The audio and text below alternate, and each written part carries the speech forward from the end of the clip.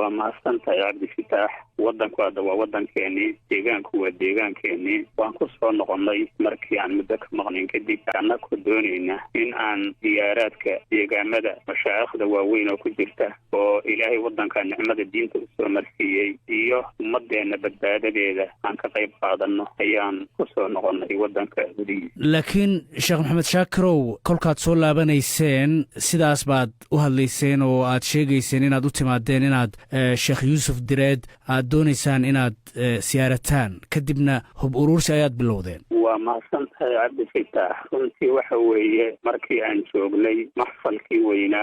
زيارة الشيخ وان شاقني وحان لبدأ على مينا وان دونينا إن لومي ذوبو خوارست الشباب أرقى حسادات يعني إعلام إني أرقى حسادنا للسلامي مايو لون قطبي مايو وحي ستان إن لو دياسة ولا مارمان مركا ujeedkiina waa inaad la dagaalantaan al-shabaab miya hadafkeena ugu weyn oo aan kale nahay wadankeena Soomaaliya galmudug waxa weeye in loo midoobo xawaarijtaas al-shabaab lagana xoreeyo wadanka oo idil ummadana ay hesho amni iyo istiqraar hadafkeenu kaas weeye. sheekh shaakirow magaalada Gurceel oo shalay ay ciidamadiinu la wareegeen waxaan ognahay inay joogeen maamulkii galmudug madaxweyne qorqor uu madaxda ka yahay oo halkaas shabaab ma joogin idinkan waxaad leedihiin waxaan u nimid inaan shabaab deegaanka ka xoreyno marka ma galmudug baa shabaab noqotay runtii waxa weeye waa ogtahay annaku inaan dadka kala dagaalano argagixisada ayadaasaa culimaa diinka ahlu sunna wal jamaaca meel kastay joogaan u yihiin waa ogtahay waa kuwa ka hortaagan wasil markii looga soo baxay oo aad iyo aad dhibto badan meeshaas ay ka dhacday waa kuwa ka hortaagan baxdo waa kuwa ka hortaagan deegaamadan waa culimadii kaliya waxa hortaagan marka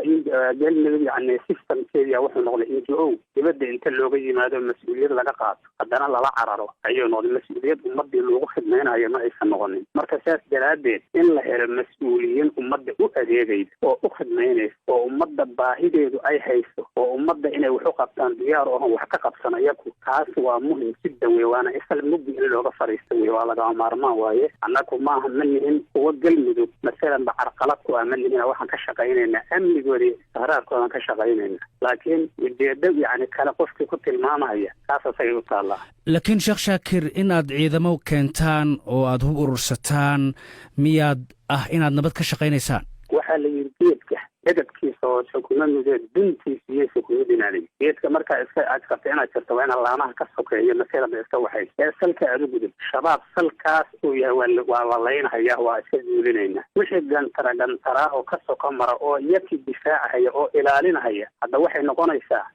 noqonaysaa iyaka laftooda in la xalliyo u baahanay noqonaysa. sheekh shaakirow ma waxaad bedelaysaan maamulka haatan ka jira galmudug waxaan rabnaa annaku systemka maamulka oo galmudug ka jira in la hagaajiyo oo yacni laysku waafaqo ha laysku waafaqee wixii tabashaa oo dhan laysaga yimaado laga wada hadlo la xalliyo taasaa muhiim. miyaanan marka wadahadal lagu xallin karayn arrintaas waaba hadda midda aan rabnaba waay wadahadal waaye midda aan rabnaa in lagu xalliyo waad ogtahay annakoo raggii shabaab la dagaalamayaa diyaarinayna oo aan idaacadaha ka sheegno wax kale aanaan sheegin ayaa maamulkii meesha ka jiray madaxdiisii waxay abaabuleen in annaka aan tirtirna kuwaana layidhi al-shabaabna ka soo tagin markaas deegaamadiina waad arkaysaa shabaaba qabsaday marka shabaab iyo annaka waxa u daraaday maamulka hadda jira culimadii baa u daraatay in ciidankii dowladda laga soo daabulo muqdisho oo deegaankii lagu soo daabulo oo loo soo daabulo culimadii baa timide kaalay la dagaalama oo al-shabaab aan loo daabulin bal al-shabaab hubkii lagu wareejiyo waa waxa aad aan waxnaa. sheekh shaakirow waxaa jira tuhna